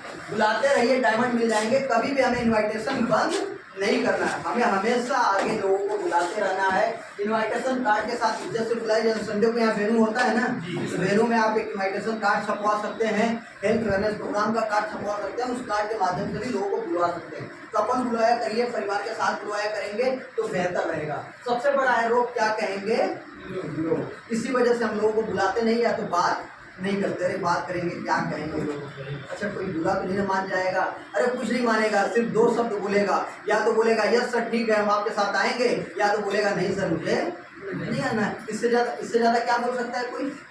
गोली मार देगा, गाली देगा नहीं, तो फिर क्यों टेंशन लेना, बुलाते रहना है। नहीं, जब आप प्लान दिखाते हैं तो दो तरीके से प्लान होता है। एक प्लान ऐसे दिखाते हैं मायने नहीं रखता, मायने रखता है कि कितना दिखाते हैं, इस पे मायने रखता है। रिपोर्टिंग और अपलाइन डेली प्लान जो आप करते हैं उसकी रिपोर्टिंग अपने अपलाइन को दिया करिए। प्लान दिखाना आपका काम है, रिजल्ट देना ऊपर वाला काम है। अगर एक प्लान दिखाते हैं रिजल्ट नहीं आता है तो कोई बात नहीं, दूसरा प्लान दिखाना है, तीसरा दिखाना है, कंटिन्यू चलते रहना है। तो उसके बाद जब आप रिजल्ट नहीं आता तो क्यों नहीं आता है, जरूरत पड़ती है फॉलो की। 80% रिजल्ट कम फ्रॉम फॉलो से 80% लोग कब ज्वाइन करते हैं, फॉलो से। एक बार में 2% से लाती है, जैसे पहली बार में आपने प्लान दिखाया 2% हो सकता है लोग ज्वाइन कर सकते हैं, लेकिन 98% लोग ज्वाइन नहीं करेंगे। 5% लोग दूसरी बार मिलने से ज्वाइन करेंगे, 10% लोग तीसरी बार मिलने से ज्वाइन करेंगे, 20% लोग चौथी बार मिलने से ज्वाइन करेंगे, और 80% लोग 5 से 12 बार मिलने के बाद ज्वाइन करेंगे। यानी फॉलो तब तक होना चाहिए जब तक वो व्यक्ति जुड़ न जाए या फिर इस दुनिया को छोड़ के चला जाए, तब तक फॉलो नहीं छोड़ना है, चाहे आपका रैंक कुछ भी हो जाए, लगातार फॉलो करते रहिए, मिलते रहिए, मिठाइयाँ खिलाते रहिए। 24 घंटे से 48 घंटे के अंदर फॉलो हो जाना चाहिए, किसी व्यक्ति का फॉलो 24 से 48 घंटे के अंदर हो जाना चाहिए। और उसके बाद और फॉलो करने जब जाइए तो ड्रेसअप के साथ जाइए, डिसिप्लिन के साथ जाइए, और बैग मटेरियल के साथ ही फॉलो करने जाइए। ऐसे अटेंडम फॉलो करने किसी के पास मत जाइए। फॉलो में कुछ चीज़ें विशेष ध्यान देना होता है, हमेशा अपलाइन और डाउनलाइन के साथ जाना चाहिए। Edification your upline this time of follow के समय अपने अपलाइन का एडिफिकेशन करके लेके जाया करिए। हमेशा मुस्कुराते हुए जवाब दीजिए, कभी भी हताश मत होइए, निराश मत होइए, सामने वाला चाहे जैसा भी सवाल पूछे। जब मुस्कुराएंगे तो उसका सवाल छोटा हो जाएगा। कोई भी सवाल पूछो, विवाद नहीं करना है, उसके सहमति में ही अपनी सहमति करना है। जैसे कभी ये नहीं बोलना, कोई बोलता है भैया प्रोडक्ट आपका बहुत महंगा है, तो आपको ये नहीं बोलना कैसे महंगा है, साबित करिए, ये सब नहीं बोलना है। आप बोले ठीक है मैं मानता हूँ आपका प्रोडक्ट बहुत महंगा है, लेकिन महंगा हमारा प्रोडक्ट क्यों है, उसके पीछे का रीजन क्या है। तो जवाब देने के जो तरीके होते हैं वो अपलाइन इस तरीके से जवाब दे देगा। Always use triple eight formula, feel felt found, मतलब उनके कोई भी सवाल में एक उनको एहसास करें कि हम आपकी बात से सहमत हैं, हाँ आपका कहना सही है, लेकिन ऐसा नहीं ऐसे। इसी का मतलब होता है ट्रिपल एट का फार्मूला यही होता है। Always for your upline check in product testimony video, जो प्रोडक्ट आप लोग देते हैं जिसका रिजल्ट आता है उसकी वीडियो जरूर बनाया करिए और लोगों को दिखाया करिए। अपने अपलाइन का चेक, अपना चेक भी लोगों को दिखाया करिए। जब अपलाइन फॉलो कर रहे हो तो बीच में नहीं बोलना, और ये कई सारे लोग गलती कर देते हैं। अपलाइन बोलना शुरू करेगा तो फिर अपने भी बीच में बोलना शुरू करेंगे, तो व्यक्ति का ध्यान एक जगह से हटकर के दूसरे तरफ चला जाता है, फिर वो क्या समझा रहा था वो बात सारी भूल जाता है। इसलिए बीच में नहीं बोलना चाहिए, दुखी नहीं होना है, हमेशा उत्साह में रहना है। कोई व्यक्ति ना भी बोल दिया तो चेहरे पे मुस्कान रहनी चाहिए, कभी भी मायूसी नहीं रहनी चाहिए। कितना कर लेंगे, कर पाएंगे, अच्छा, लेकिन मायूसी यहीं पे आती है। जैसे किसी व्यक्ति पे हमें बहुत ज़्यादा भरोसा है कि हम चल रहे हैं, हमारे दोस्त हैं, इनको प्लान देंगे, ये पक्का ज्वाइन करेंगे, और ये इन्होंने ना बोल दिया तो सबसे ज़्यादा दुख कब होगा, कभी नहीं दुख करना चाहिए भाई। आज नहीं आया है, हो सकता है हमारे समझाने के तरीके में गड़बड़ी रही हो या हम लोग संतुष्ट नहीं हुआ, आज नहीं आया लेकिन कल आएगा जरूर आएगा। तो हमेशा उत्साह में रहना है, कभी भी दुखी नहीं होना है। 100% यूजर बनना, always use your product in your home, अपने घर पे कंपनी का 100% यूज करिए प्रोडक्ट। अभी तो मैं बोला मसाले की रेंज भी आ रही है, तो कोई भी सामान आपको खरीदने की बाहर से जरूरत नहीं है। क्या करते हैं आप लोग, सारा प्रोडक्ट अभी भी आ रहा है AWPL के अलावा कहीं बाहर से प्रोडक्ट, साबुन, शैम्पू, कपड़ा धोने वाला, नहाने वाला, बर्तन धोने वाला, टॉयलेट क्लीनर, फ्लोर क्लीनर, तेल, हेयर ऑयल, शैम्पू नहीं ना आ रहा है, नहीं सर, अपने कंपनी का आ रहा है ना, तो कंटिन्यू आना चाहिए और लोगों को भी विजिट बनाइए। Visit your company website on daily basis, company की वेबसाइट को हमेशा विजिट करते रहिए, अपनी आईडी को क्रिएट करते रहिए, स्टेप पेंडेंसी देखा करिए, टारगेट पेंडेंसी देखा करिए कि आपके टारगेट में कितना एसपी चाहिए, अपने चेक का रिकॉर्ड मेंटेन किया करिए, उसके बाद प्रोडक्ट यूज कैसे करना है, उसके दोष क्या है। प्रोडक्ट ट्रेनिंग को जब अटेंड करेंगे तो आपको वहाँ से जानकारी मिलती रहेगी। ये जानकारी होना बहुत ही जरूरी है। व्हाट्सएप पे कोई भी मैसेज आए या सोशल मीडिया पे कोई मैसेज आए तो उसके रिप्लाई भी जरूर दिया करिए। Now how to registered new direct seller. क्या आपको डायरेक्ट सेलर का आईडी लगाने आता है? नहीं आता है तो लगाना सीख जाइए। How to apply your product order and tracking order. Online order करने भी आपको आना चाहिए। इस बात का भी विशेष आप सभी ध्यान दीजिए। बी ए टीम प्लेयर। हम सभी एक टीम के हिस्से हैं और हमें टीम की तरह ही काम करने की जरूरत है। FIMNSC जिसकी हमने बात करी सबसे पहले, FIMNSC बहुत ही जरूरी है। Big thing is the world, big power in the world. इस दुनिया के अंदर तीन अगर ये चीज़ें आ जाए आपके पास तो सबसे बड़ा पावर आपके पास है। क्या है? माइंड पावर, मनी पावर और अगर तीनों पावर आपके पास आ जाए तो पूरा हिंदुस्तान आपके हाथ में, पूरी दुनिया आपके हाथ में। और ये बिजनेस तीनों पावर आपको देता है। माइंड पावर, आपके पास बहुत ज़्यादा सोचने की शक्ति नहीं है, बहुत ज़्यादा दिमाग नहीं है तो कोई बात नहीं। यहाँ पे इतने लोग आपके साथ जुड़ चुके होंगे कि सबका माइंड पावर लगेगा तो बहुत बड़ा माइंड पावर आपके पास हो जाएगा। मनी पावर, आपके पास पैसे का पावर प्लेटफॉर्म देता ही देता है। और मैन पावर आपके पास टीम एक होती है, मैन पावर आपको मिलता है। ये तीनों पावर एक प्लेटफॉर्म आपको देता है। अच्छे इंसान बने, किसी की ईगो को हर्ट मत करें। Manage your relation are to अब टीम यानी अपने टीम के साथ अच्छा रिलेशन मेंटेन करें। डेली टारगेट विद और अपलाइन, अपने अपलाइन यानी एक्टिव अपलाइन से डेली एक बार संपर्क में रहें। हमेशा सबसे प्यार से बात करें। Talk then, motivate then, remove their are problem. हमेशा लोगों से बात करते रहें, मोटिवेट करते रहें और जो भी किसी की कोई समस्या हो तो उसको रिमूव करते रहें, उनको प्रॉब्लम को ख़त्म करते रहें। Follow all the rules regulation in your team. जितने भी कंपनी के रूल्स रेगुलेशन उसको आप फॉलो करते रहें, उसको जानते रहें और लोगों को भी बताते रहें। जैसे पहला रूल्स रेगुलेशन में एक चीज़ है जो यहाँ पे नहीं दिख रही है, सबके पास आई कार्ड होना चाहिए कंपनी में। वो यहाँ किसी के पास नहीं दिख रहा। तो आई कार्ड वेबसाइट से डाउनलोड कर लीजिए। वेबसाइट जो आपकी है, आपकी अपनी यहाँ लॉगिन करिए, आईडी पासवर्ड से लॉगिन करेंगे अपनी प्रोफाइल में जाइएगा। प्रोफाइल में एक ऑप्शन आएगा अपलोड आईडी कार्ड फोटो, उस पर बढ़िया सा अपना फोटो अपलोड कर लीजिए। उसके बाद फिर एक बार आईडी को लॉग आउट कर लीजिए। लॉग आउट करने के बाद फिर से लॉगिन करिए, फिर प्रोफाइल में जाइए, वहाँ पे लिख के आएगा डाउनलोड योर आईडी कार्ड। तो डाउनलोड अपने आईडी कार्ड को डाउनलोड कर दिए, PDF में आएगा, उसको कहीं भी जाके प्रिंट करा लीजिए। आधार कार्ड जैसा या जैसे भी प्रिंट कराना हो उसको एक दुकान से मिल जाएगा, बुक वाली दुकान से या स्कूल वाली दुकान है वहाँ पे मिल जाता है उसका लिफाफा या फिर फोल्ड उसका, उसमें कार्ड लगा करके ही चला कर लेते। कहीं भी जाइए तो ये पता चले कि आप किसी कंपनी के तरफ से आए हैं। विदाउट कार्ड आप जाएंगे, कौन व्यक्ति आपको जानेगा। आज देखिए कि भारत, ये हमारे तरफ से अनिवार्य नहीं है, ये सरकार की तरफ से अनिवार्य है। आप देखिए पूरे हिंदुस्तान में आई कार्ड उस फर्म का अनिवार्य कर दिया गया है जिस फर्म में आप काम करते हैं। बैंक वालों को भी आप देखेंगे, आप वो रेगुलर आई कार्ड लगा के रखते हैं। किसी भी प्रोफेशन में काम करता है कोई व्यक्ति वो हमेशा आई कार्ड लगा के रखता है, क्योंकि अनिवार्य कर दिया गया है सरकार की तरफ से। तो हमारे भी प्रोफेशन के अंदर आई कार्ड की व्यवस्था है, बस आपको डाउनलोड करना है और प्रिंट करा के यूज करना है। उसको हमेशा कहीं भी जाइए आई कार्ड आपके पास होना चाहिए। तो ये रूल्स का विशेष आप ध्यान दें। सेल्फ डेवलपमेंट पर विशेष ध्यान दें, खुद को डेवलपमेंट करें, क्योंकि ये बिजनेस सेल्फ डेवलपमेंट से ही बढ़ता है। तो always listen and share audio video of your offline company function. जो भी कंपनी फंक्शन के हैं या अपने ऑफलाइन की वीडियो उनको जरूर देखा करिए, सुना करिए। रीड बुक डेली, अपने इस बिजनेस से रिलेटेड, डायरेक्ट सेल्स से रिलेटेड कुछ बुक को पढ़ा करिए। बहुत सारी बुक आती है, जैसे अमित दुबे जी की बुक आई है जोड़ो और जीतो बुक आई है, तो उसको भी आप पढ़ा करिए। Attend all the function and training of fighter success system. Fighter success system की जितनी भी ट्रेनिंग होती है उसको आप अटेंड किया करिए। Attend all product training of zoom app पे जो भी प्रोडक्ट ट्रेनिंग होती है उसको जरूर अटेंड किया करिए। आपको बहुत अच्छा वहाँ से नॉलेज आता है, बहुत अच्छा आपको ज्ञान आता है वहाँ से। समर्पण बहुत ही जरूरी है। क्या होता है समर्पण? सक्सेस के लिए अपने एक्टिव अपलाइन को समर्पित करना सीखें। आपका अपलाइन जैसा बोले आँख बंद करके फॉलो करना शुरू कर दें। यहाँ पर कुछ पिक्चर दिखाई गई, उस पिक्चर के माध्यम से कुछ चीज़ें मैं आपको समझाना चाहता हूँ। इस पिक्चर को देख करके आपको दो चीज़ समझ में आएगी। सबसे पहली चीज़, आपको यहाँ पे हनुमान जी की फोटो है और एक फोटो नीचे और भी है, इसकी है अर्जुन और कृष्ण की फोटो है। इधर आपको फोटो एक दिख रही है स्विमिंग पूल। अब इससे इसकी कहानी का मतलब आपको नहीं समझ में आ रहा होगा, मतलब थोड़ा सा आपको एक दौर था, हनुमान जी का एक दौर था अर्जुन का। ये दोनों लोग अपने अपने दौर में भगवान के शिष्य थे।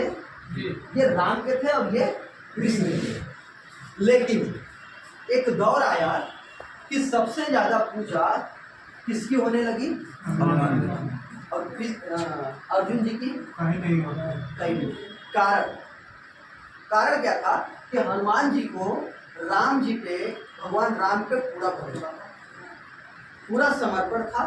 वो जो बोला करते थे वो सब कुछ खुद करते थे, मानते थे, अप्लाई भी करते थे और सिर्फ एक चीज बोलते थे, जीत कर। लंका जला के आ गए। लंका जला के आने के बाद लोगों ने बोला कि हनुमान गए थे, लंका जला के आ गए, वहां पे तो पूरा विद्रोह मचा के आ गए। तो मीटिंग बैठाई गई और मीटिंग में भगवान राम ने सबसे पूछा तो सबने बोला कि हाँ, हनुमान ने ही लंका जलाई है। हनुमान से जब पूछा भगवान राम ने, बोले कि हनुमान क्या तूने लंका जलाई है? तो हनुमान जी ने बोला ना प्रभु। फिर पूछा गया कि ये तो बोल रहे हैं ना, आप लोग बोल रहे हैं हाँ। लोग बोला हमने देखा है लंका इसी ने जलाई है। फिर पूछे भगवान राम ने, क्या प्रभु तूने लंका जलाई? तो इन्होंने बोला ना प्रभु। तीसरी बार फिर इन्होंने बोल दिया ना प्रभु। तो राम जी को गुस्सा आया, भगवान राम को गुस्सा आया और भगवान ने बोला कि जब तूने नहीं जलाया, इन सबने नहीं जलाया, तो क्या हमने जलाया? तो हनुमान जी ने बोला जी प्रभु, यही आपको हम बताना चाहते। यानी काम किसी और ने किया, श्रेय किसको दिया? राम। अपने गुरु, अपने अपलाइन, अपने ऊपर कुछ भी नहीं। सही है गलत? सही है। अब समझते हैं, इधर आते हैं, ये कहानी समझते हैं। जब लड़ाई शुरू हुई तो लड़ाई लड़ने जब गए तो अर्जुन जी ने बहुत सारे लेकिन किंतु किया। तो पहला समर्पण यहाँ पे इन्होंने खो दिया। भगवान राम ने बोला तीर उठाओ, धनुष उठाओ, मारो। फिर बोला क्यों प्रभु, अपने हैं, क्यों मारे? तो इनके ऊपर 3 दिन, कितने दिन का लेक्चर चला? 18 दिन लेक्चर देना पड़ा, तब जाके तैयार हुई इनका लेकिन किंतु परंतु, यानी को समर्पण में लाने में 18 दिन लेक्चर देना पड़ा। तो गीता लिखी गई। उसके बाद समर्पण होने के बाद जब समर्पण आ गया, मतलब ज्ञान आ गया इनके अंदर, तो लड़ाई जब जीतने लगे तो फिर बोलने लगे हो जो कर रहे हैं हम ही कर रहे हैं। कर्ण के साथ लड़ाई हो रही थी, कर्ण मार रहे थे और इनका रथ थोड़ा सा हिलता था। तो बोलते थे भगवान कृष्ण बोले कि देखे प्रभु, कर्ण में तो कुछ दम है नहीं, मेरे तीर में दम है और मेरे वजह से देखिए कर्ण का कोई भी असर हम लोगों के ऊपर नहीं हो रहा है। तो फिर प्रभु ने बोला कि साला गड़बड़ हो गया, यानी इसको अहम हो गया, अब दिखाना पड़ेगा कि वजह कौन है। इन्होंने बोला अच्छा ठीक है, तुम्हारे वजह से हो रहा है, ऊपर देखो कौन बैठा है। बोले वो क्या कर रहे हैं? वो तो कुछ नहीं करें, खाली बैठे हैं ना, हम भी तो हैं। बोले आप क्या कर रहे हैं? आप तो खाली हमको दिशा निर्देश दे रहे हैं, सारा काम तो मैं कर रहा हूँ, मैं तीर चला रहा हूँ, मैं धनुष चला रहा हूँ, ज्ञान मेरा है, मंत्र मेरी है, सब कुछ मेरा है, केवल आप तो बैठे हैं। तो बोले अच्छा चलो ठीक है। तो उन्होंने हनुमान जी को इशारा किया, बोले जगह छोड़ दीजिए, और ये इन्होंने भी जगह अपना छोड़ दिया। कर्ण ने एक तीर मारा और उनका रथ पताल लोग चला गया। कहाँ गया पता नहीं चला। जब आए बोले प्रभु ये क्या था? तो बोले यही तो समझाना चाह रहे थे कि कोई भी इंसान अपने सब कुछ नहीं करता है, सबके सहयोग से ही होता है। वो हनुमान जी की भी ताकत थी, हमारी भी ताकत थी, तब जाकर के तुम्हारा रथ बैलेंस था। कर्ण के सामने नहीं तो कर्ण के सामने तो कुछ भी नहीं। तो साथियों, हमारी जिंदगी में भी कुछ ऐसा होता है। पहली चीज हम समर्पण नहीं करते हैं। जब अपलाइन हमें सिखाता है, 18 दिन की ट्रेनिंग देता है, जब हम एसएस में जाते हैं, हम 10 कदम में जाते हैं, जब सारी ट्रेनिंग अटेंड करने शुरू कर देते हैं, तो हमें समर्पण भाव जगता है। जब समर्पण भाव जगता है, जब हम थोड़े से बड़े रैंक पे आते हैं, सिल्वर होते हैं, गोल्ड होते हैं, प्लेटिनम होते हैं, इमरल्ड होते हैं, टोपाज होते हैं, जब थोड़े मोटे मोटे पैसे आने लगते हैं, 2 लाख 2.5 लाख 5 लाख वाले, तो फिर समर्पण भाव खत्म हो जाता है। तब फिर वहां पे हम कहते हैं कि वो तुमने क्या किया, जो भी किया हमने किया। तो फिर अपलाइन उस दिन समझाने की कोशिश करता है, नहीं व्यक्ति समझता है तो अपलाइन अपना हाथ हटा देता है। जब अपलाइन अपना हाथ खींचता है तो फिर व्यक्ति कहाँ जाके गिरता है पता ही नहीं चलता है। सब कुछ सूर्योबाद, सब कुछ अंधकार अंधकार ही दिखता है। बस जिंदगी में कुछ ऐसा ही होता है। पहले पिक्चर समझ में आया समर्पण कितना जरूरी है। समर्पण के साथ साथ एक चीज बहुत जरूरी है कि हमें कभी भी अहम नहीं करना चाहिए। अगली चीज, अगले पिक्चर से एक चीज समझते हैं कि कभी आपने देखा होगा, आपके साथ भी कैसा कभी ऐसा हुआ होगा, कभी आप स्विमिंग पूल के पास गए होंगे, देखा होगा आपने, एक औरत होती है, नहा रही होती है और एक छोटा सा उसका बच्चा बाहर खेल रहा होता है। बहुत सारे लोग स्विमिंग पूल में नहा रहे होते हैं और कई सारे लोग बच्चों को बुलाते हैं, लेकिन बच्चा नहीं जाता है। स्विमिंग पूल में लोगों के बुलाने में बच्चा नहीं जाता है, लेकिन उसका माँ का ध्यान जब उधर जाता है कि बच्चा किनारे पे खड़ा है और लोग बुला रहे नहीं आता है, तो उसकी माँ जब उसे बुलाती है तो बच्चा दौड़े हुए क्यों? विश्वास इतना बड़ा होता है कि अगर हमारी माँ है तो हमारी जिंदगी में कोई भी गलत होने नहीं देगी, लेकिन वो भरोसा लोगों के ऊपर, बच्चे को नहीं। वैसे हमारी जिंदगी में होता है, एक चीज भरोसा जरूर करिएगा अपने अपलाइन के ऊपर। अगर आपका अपलाइन है और अगर आपका एक्टिव अपलाइन है तो कभी भी आपके साथ गलत होने नहीं देगा। कोई भी चीज़, अगर कोई भी डायरेक्शन आपको देता है, हमेशा अमल करिए। कभी भी आपको गलत डायरेक्शन नहीं दे सकता, कभी भी आपको वो गलत सलाह नहीं दे सकता। जब भी आपको सलाह देगा तो अच्छी सलाह देगा और आपको हमेशा आगे बढ़ाने की सलाह देगा। और वही बच्चा जब माँ के सहारे पे तैरना सीखता है और कुछ दिन बाद फिर अकेले वो बच्चा स्विमिंग पूल में अपने से खेलता है, अपने से तैरता है, उसे उसकी डर जो होती है वो खत्म होता है। तो एक बार आपको समर्पण करने की जरूरत है और यही समर्पण अगर आपने कर लिया आंख बंद करके अपने अपलाइन के ऊपर, तो मैं गारंटी देता हूँ कि आपकी सफलता को रोक नहीं सकता। यस होती है। अगला चीज आता है power of positive energy. Positive energy में बहुत बड़ी ताकत है। इस पूरे ब्रह्मांड के अंदर एक ऐसी एनर्जी है जो हम सभी को कंट्रोल करती है। इस बात को मानते कि नहीं मानते? कहीं हमने सुना है और पढ़ा भी है और लोग कहते भी हैं कि उस ऊपर वाले की मर्जी के बिना एक पत्ता भी हिलता नहीं है। तो उसकी मर्जी है तभी हम सब आए हैं AWPL में, उसकी मर्जी है तभी हम जैसे लोग और आप जैसे लोग हमें मिले। अगर उसकी मर्जी थी तभी आज हम आ पाए, उसकी मर्जी है तो ही सब कुछ हो रहा है। अगर उसकी मर्जी जो है वही होता है। तो जो उसकी मर्जी है ये हमें मान लें कि जो भी कुछ हो रहा है अच्छा हो रहा है। हमें बस अपने काम पे फोकस करना है, हमें अपनी उस पॉजिटिव एनर्जी पे फोकस करना है, तो आप देखेंगे सब कुछ अच्छा अच्छा आपको नजर आएगा। नेगेटिविटी आपसे कोसों दूर रहेगी। जैसे कहा जाता है, एक फिल्म का डायलॉग है शाहरुख खान जी का और बहुत हिट हुआ था। कौन सा डायलॉग था आपने सुना है? जब किसी चीज को शिद्दत से चाहो उसे पूरा कराने के लिए पूरी कायनात एक हो जाती है। तो ये बात सही है कि जब हम कोई चीज पूरी एनर्जी के साथ सोचते हैं और सकारात्मक जब हमेशा हम सोचते हैं तो हमारे साथ वो एनर्जी, वो पावर, वो साथ देती है और हमारे साथ सिर्फ अच्छा ही अच्छा होता है। तो हमेशा हमें पॉजिटिव रहना है और जब हम पॉजिटिव रहेंगे तो अपने अंदर हमेशा एक पॉजिटिव एनर्जी का प्रहार होता रहेगा, संचार होता रहेगा और हमेशा हम कामयाब होते रहेंगे। तो क्या आप पॉजिटिव होने के लिए तैयार हैं? हमेशा? कोई व्यक्ति आपको निगेटिव कर सकता है? कर सकता है? नहीं सर। कोई आकर के आपका पंचर कर सकता है, आपकी हवा नहीं कर पाएगा। अगर कर दिया तो